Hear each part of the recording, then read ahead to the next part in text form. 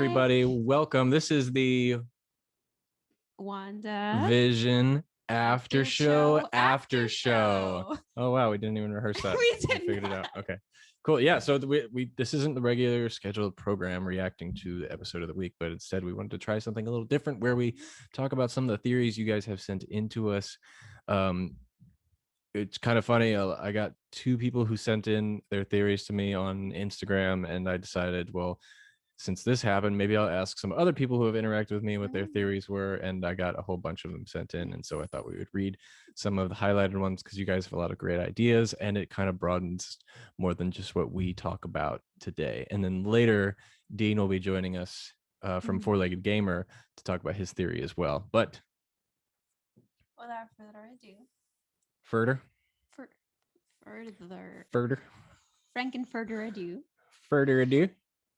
While he brings up the messages, we shall be shivering with anticipation. Oh, thank you. Okay, so this first one is from, first of all, look at that. How cool is that little Hontalk's first phone case made by this little one right here? The phone case. But she made the art. Isn't that cool? Let's see if it... It's a little too bright, but there we go. Anyway. Okay, so this is from Luke Hoth Off the Press podcast. And I was on his show last week. And so if you want to check that out, it is linked in the podcast descriptions. Check that, not in this video, but you can find it on the channel and check out his channel as well. He's a Star Wars podcaster. So his was, he just reached out and he said he thinks that Loki is Quicksilver. Yeah, and which I had never considered before. And I thought it was interesting because he does have a show coming up, so it's not unreasonable that you would think Tom. That. Yeah, and love Tom on a first name basis. I see Tom's great. It would make sense because we do believe that Quicksilver is not really Quicksilver, and Loki is a trickster. But and he has already taken other people's identities. Yeah, that is true. He's good at that. But the other person we talked about a few days ago was Mephisto, who is also a shapeshifter. A shapeshifter. He can also he's a shapeshifter, so he can be like, WandaVision, that's a good ship. But what if we say, oh my god, WandaVision is how you would ship them if they weren't in a relationship. No, that's their relationship name. That's their ship name, WandaVision. Oh, really? It is. So so it works for both. Wow, that's really cool. Okay, so good theory there, Luke. And again, from Hoth Off the Press podcast. This one was from DJ the Architect. You can find him. He's a rapper from North Carolina and does some other music as well. So go check that out. He has watched a couple of the Hontalk's first shows, but he sent a long one. So check this out. He says, number one, I thought Wanda was ripping into the multiverse. I still believe that, but I don't think that's what is going to bring the mutants over, at least not all of them. The multiverse is going to bring some mutants over, but that static field is going to encompass most of it, if not all of the Earth, reshaping human DNA like what it's doing to Monica and turn some of the people into mutants. Definitely agree with the Hex being part of the whole thing. Yeah. I mean, we assumed that was what was going to happen to Monica, so why not some more people? Yeah, because she's having that DNA issue now, or the reforming of cells. Yes. Something like that. He also goes on and says, number two, it's clear now that that Vision can never cross the barrier or he'll die. Same with her sons. They can only exist in the world. They'll cease to exist if they cross over. The only thing that confuses me is that Wanda can't create anything. She can change reality from something else. So what did her boys come from? I think Billy and Tommy were a piece of her own powers breaking away from her and manifesting into physical beings as a representation of her growing powers, becoming something she can control. Like something even sentient, yeah. Yeah, it's very well thought out, TJ. Wow. A lot of good stuff in there. I definitely believe that, Vision it's obvious he can't leave and survive on the outside of the Hex. And one thing that I think is going to be a very tragic time or tragic moment in this series is when she has to say goodbye to Vision or kill him again or something like that. And so not looking forward to that, but that's one of my what I'm eager to watch is, what's going to happen with Vision, and if it relates at all to the Mind Stone. We talked about that a few days ago. One of my theories is maybe the Mind Stone also has something to do with it, kind of trying to reimagine itself into existence, like some kind of weird cosmic way. What'd you think of DJs? I thought they were pretty cool. I do like the whole thing about, I mean, I don't like that Vision can't go out. I think that he can. The thing is, he's being sucked back in. So I think that has something to do more with the hex than with him having the ability to live outside of it. Yeah. Because I mean, she changes things and they remain the same once they go out. So Vision being alive he was still alive when he came out. He was just being torn apart. Yeah. It's kind of like, oh, whenever I leave, it tears me apart to leave you by yourself kind of thing. But like he was literally been torn apart and torn to shreds. Yeah, definitely. So I feel like that's more like maybe like a big Vision magnet in the middle of West. It keeps doing that. It doesn't really like me. One thing I thought they pointed out that was interesting was the fact that she can't create anything or hasn't created anything yet, but only reanimating things that are dead or just creative things. Just reinterpreting like the reality. Things. Yeah. We haven't seen it happen. It just kind of forms. Yeah, true. Yeah. But anyway, it was a well thought out, theory. And definitely. I can't wait to see if it comes true or not. So the next one was by Star Wars Temple. They are a YouTube channel. Great guy. Check out his stuff. Also a big fan of this channel as well. So thank you for your support. He says, I think someone is utilizing Wanda for her powers and she doesn't know it. I'm looking at you, director. Yeah. Being a big meanie. He also adds to that, I think Darcy is about to be a badass. I hope, at least, because I love her. I feel that you are wrong only because she's always been a badass. But now she's going to showcase it even more in a different way. So I agree. Layers. But exactly, there's layers. I will not stand for Darcy slander. I can't wait to see what happens with Darcy, because she was sucked in. Oh my God. Which is just by a tragic way, just being left there. Right. And she was tied, like she was restrained and like handcuffed. She couldn't literally not move. I wanted to know what she turned into. Right. Do you think the handcuffs are like, what if she's restrained in like a carnival ride or something? It's like the thing that brings you down. that would make sense. That'd be pretty funny. Cool. Yeah, I think Darcy's about to do some crazy, she's always been pretty cool, and she's always been kind of like in those early stages of her character, like her importance hasn't really been fully realized, I think. And I think she'll, if not a superpower, she'll be a super scientist or something like that. Yeah, I feel like she was kind of like relegated from like assistant to like guy in the chair kind of thing to now being like in the middle of the action. Yeah. So it just keeps escalating. I'm like, girl, you're already a doctor. Do you really need to be like a kick-ass like fighter too? Because I mean, damn, that's so cool. Lisa, I'm cool for the rest of us. She'll probably be in Love and Thunder as well. Yes. So I'm excited to see her there. For that. Okay, cool. Let's go on to this is one of the last ones that we're gonna talk about on the show today, because it'll be a shorter episode. But this is by Zach Wolfinger. Hello. On Instagram. Thank you for your support as well. Always sending me your thoughts and stuff. So he says there is no Mephisto yet. Oh. They have been throwing us off the trail from the fact that Wanda is the real villain, and she will be once her reality breaks apart and she loses everything again. Also, the Quicksilver in the show is not the real Quicksilver. He's either a servant of Mephisto or from another reality. Mephisto is coming, just not yet. So I think that's what a lot of people think. Yeah. So definitely, that kind of lines up. I feel like he's been just teased. There's been a lot of references to him or things that could be like, what if what we have seen so far is not him directly, but like vessels or puppets influenced by him. So Pietro Peter would technically be considered to be like maybe someone sent in by him. Maybe he's being possessed by him. There's something going on, but that is not him. Also, we have the kids, and they have some Mephisto running in those little non-existent veins.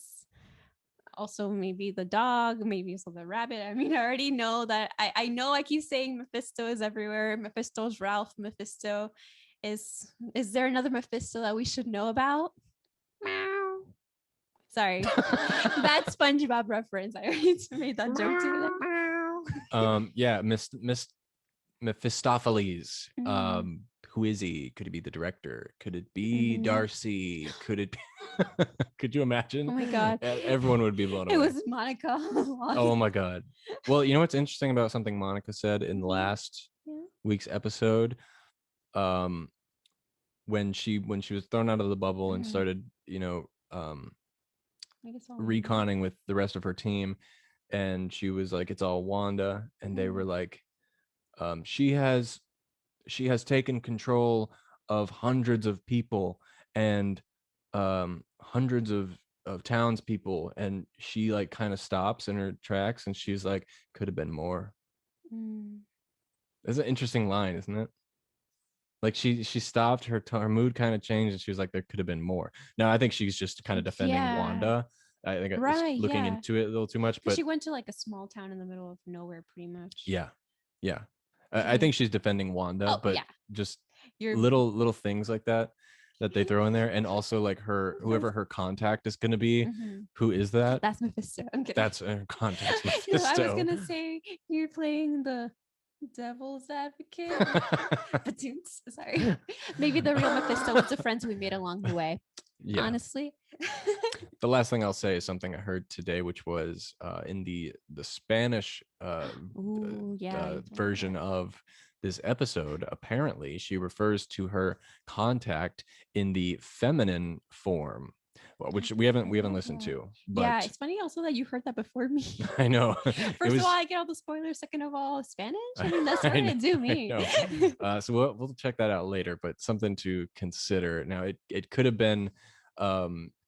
I mean, I'm not really sure, but it could have just been maybe a mistranslation, because she did say in the American version, he said, my guy. I mean, honestly, what if Monica, no, they don't live in California. They live in Louisiana, right?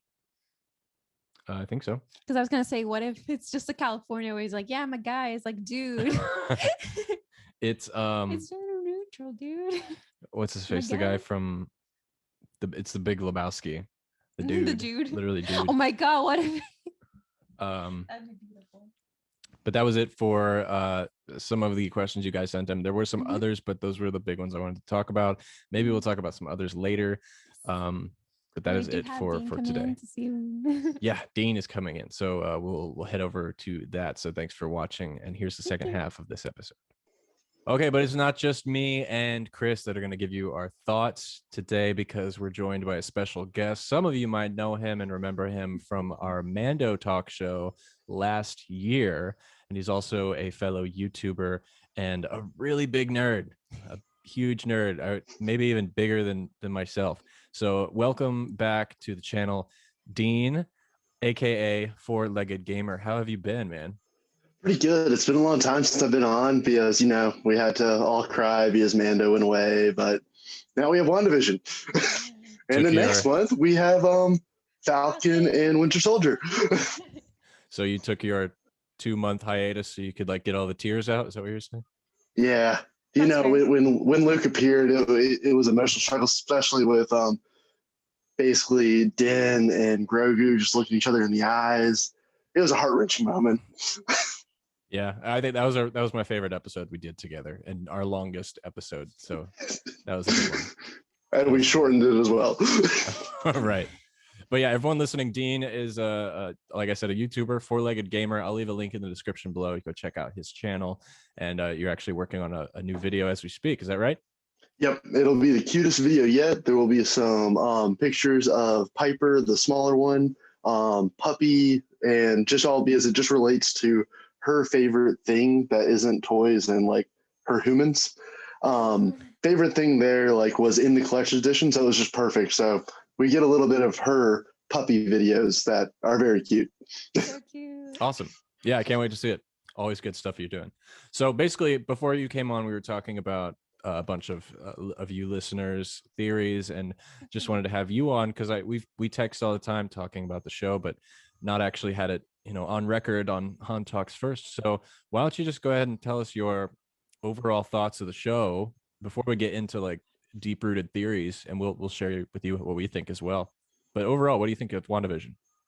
I'm really enjoying it. The first 2 episodes were kind of slow, but like you could just tell that there was so much underneath, and there's like this is just riddled with Easter eggs from the comics, and it's just fantastic the way that they're just hiding all of those in there. And that's really what made me know that the first 2 episodes definitely weren't for me, but it was clear that there was a fast moving projection, and then each episode it's been slowly getting, not slowly, that's the wrong word, it has been rapidly, extremely rapidly getting better and better and better. I thought they weren't going to be able to top last week's episode.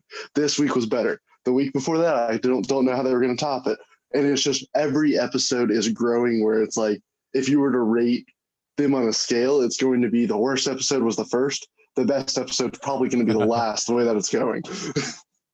Are you watching it with your wife? Yes, basically at lunch, because I actually feel like there's more spoilers going on because the Easter eggs in this. And I don't know where we are with the spoilers and that kind of stuff yet, because I came in late. Spoiler free. Yeah, you can talk about it. So like the spoiler from today's episode was when Quicksilver yelled, go have fun, you demon spawns, but he called them demon spawns, both of the twins. Yeah.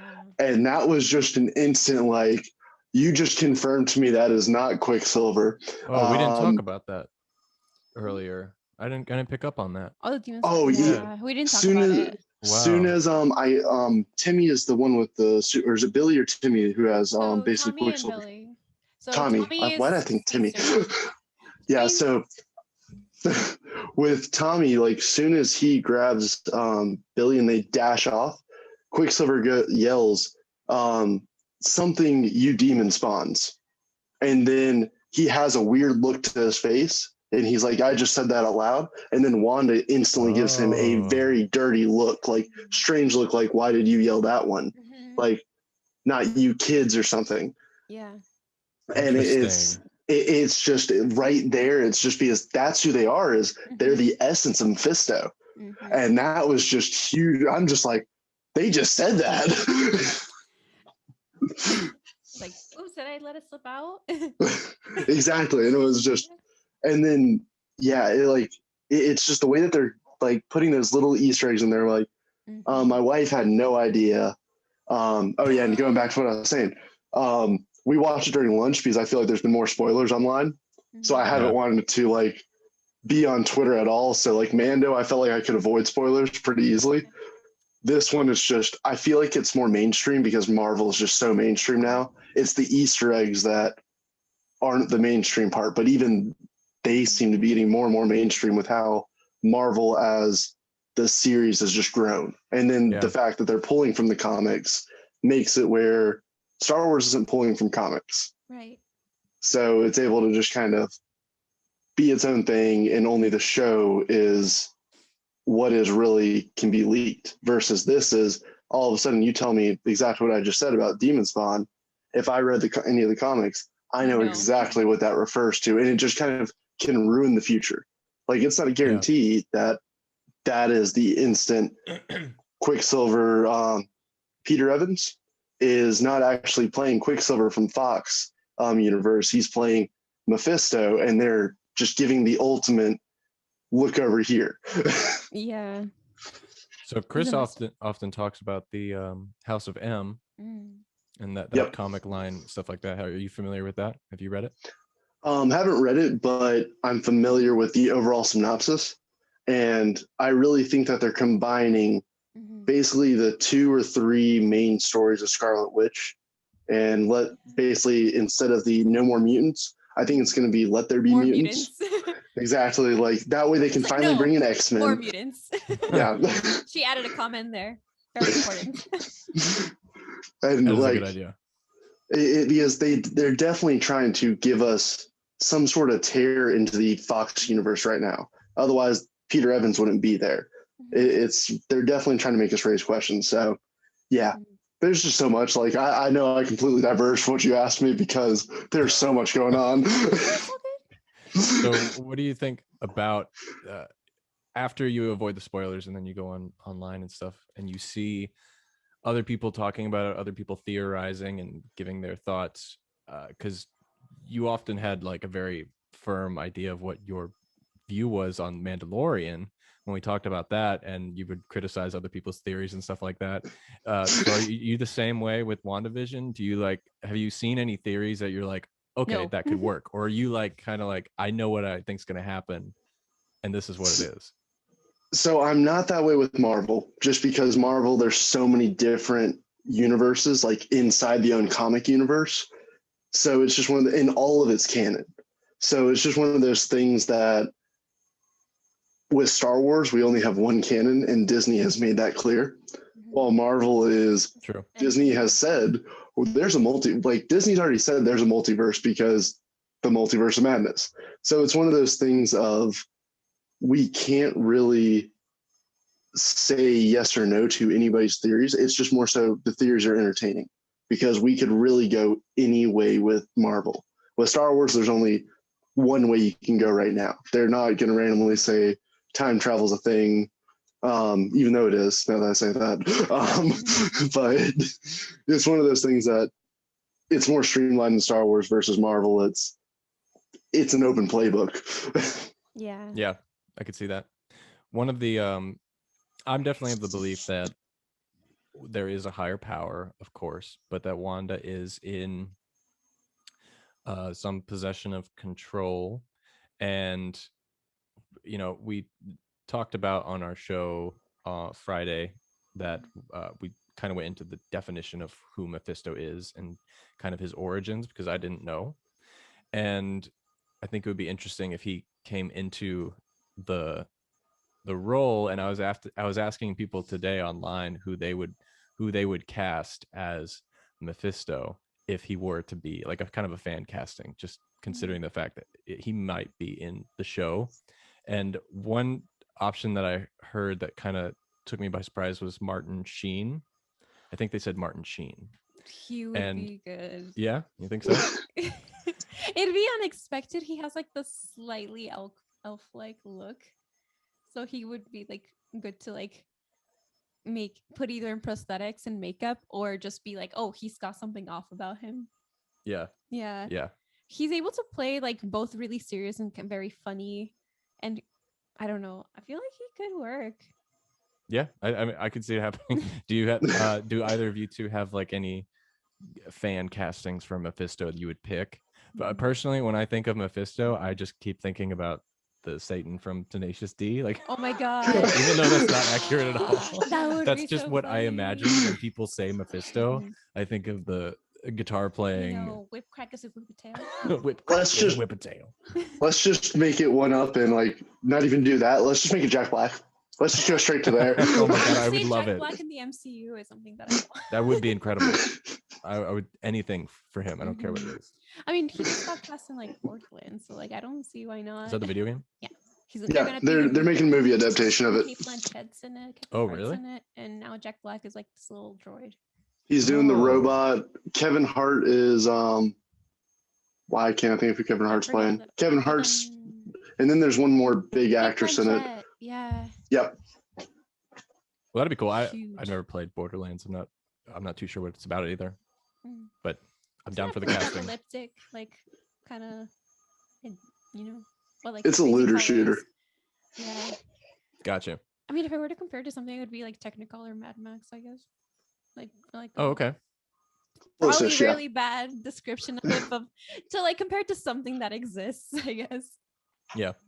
So, Dean, where do you think, considering where we are now in WandaVision, just finished episode 6, where do you think this show is going to go, either next episode or end of the season? And like, how do you think it's going to tie into the other MCU movies, which I guess Doctor Strange, right? They've said yeah. it's mostly ties into Doctor Strange.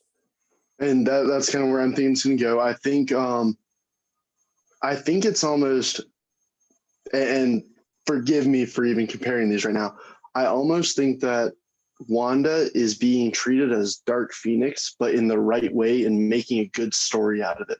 I think that basically just how we saw in Dark Phoenix, both iterations of it, X-Men 3 or Dark Phoenix, the most recent X-Men, with the person from Game of Thrones. What I kind of see them going at is every single time Dark Phoenix is there, it's not a we have to defeat her. It's a we have to try to rescue her. And then they always end up killing Dark Phoenix. In this case, I think it's going to be Wanda is so far gone because Mephisto is making her like chaos magic stronger. And I think that is going to lead her to being deemed by the episode 8. They're actually going to use her name rather than everybody calling her Wanda.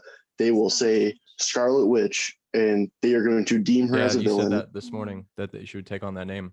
Yeah. And basically, it's going to be a fight back to bring her from being the Scarlet Witch to back to Wanda, because Scarlet Witch is a good guy in the comics, but kind of like not a true anti-hero. It's one of those characters that goes back and forth, but usually always good. And the way that I kind of view this is going to be Scarlet Witch is going to be her version of the Dark Phoenix. Like in the comics with X-Men, Dark Phoenix is always bad until Jean learns how to kind of harness the power and is no longer Dark Phoenix, but Jean Grey with the Dark Phoenix suppressed and has that power. I kind of really see that as she's going to suppress Mephisto's like sugar on top of her already almost being the strongest Avenger, arguably. And it's just one of those things that she's going to suppress that and then truly be kind of the Captain Marvel, strongest Avenger, those two. In my opinion, Scarlet Witch is the strongest Avenger because she can break an Infinity Stone. I really like the Agnes as Agatha, but this episode actually really took that away for me. The trailers definitely made it seem like when Vision basically brings her actual conscious out and then she goes, "You're dead," and just starts doing the evil witch laugh, it made me go, there's no way that's not Agatha. Then actually getting the full clip, it was like, it's now, I don't see that as an evil laugh. It was now a laugh of somebody who is trapped and being tortured and kind of Stockhold going insane because what she's going through mentally from what Scarlet Witch and whoever is kind of helping Scarlet Witch do this, because even Pietro was asking, how are you doing this? Just to point that out there.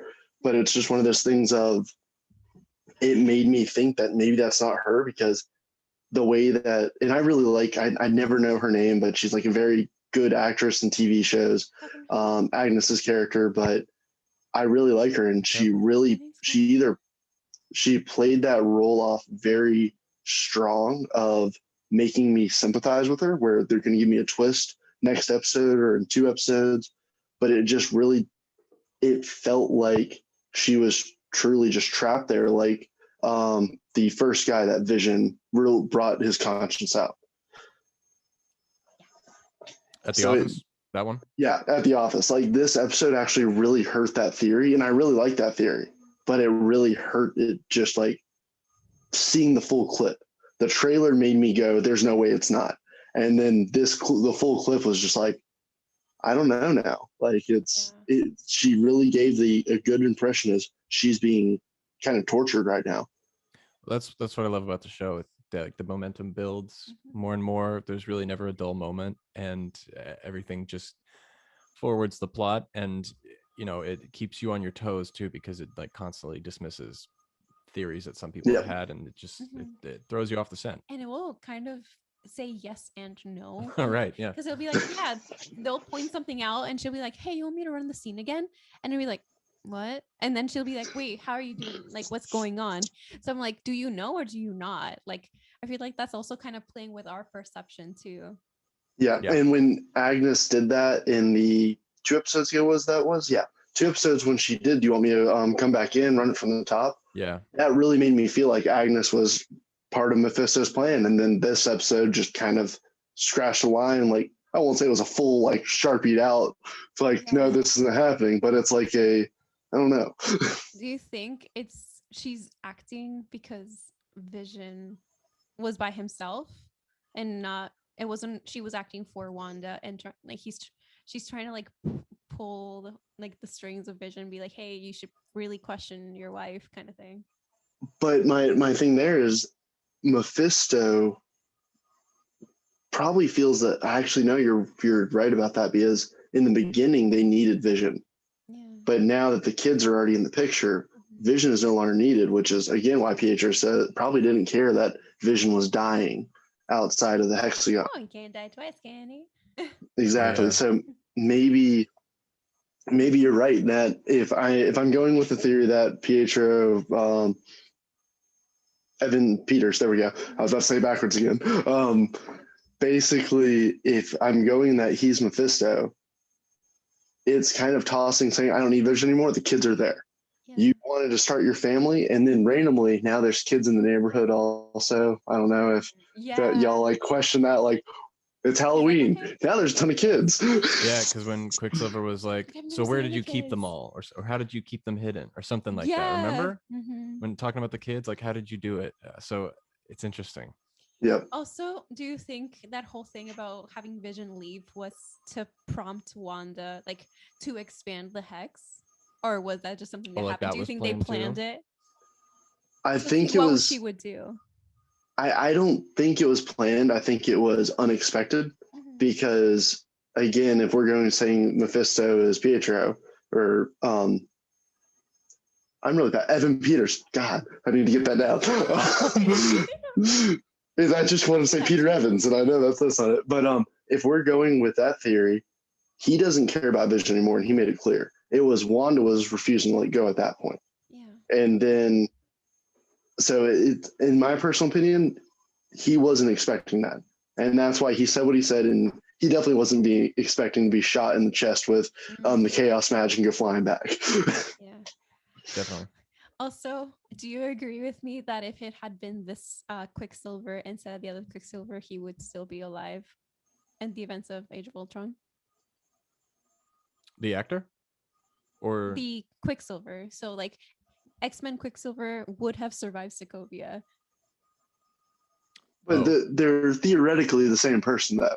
That's what makes the question difficult. The thing is, X-Men Quicksilver can outrun bullets. Oh, I see what you're saying. And he can move bullets. But he's more OP. But didn't Quicksilver die because he was protecting, though?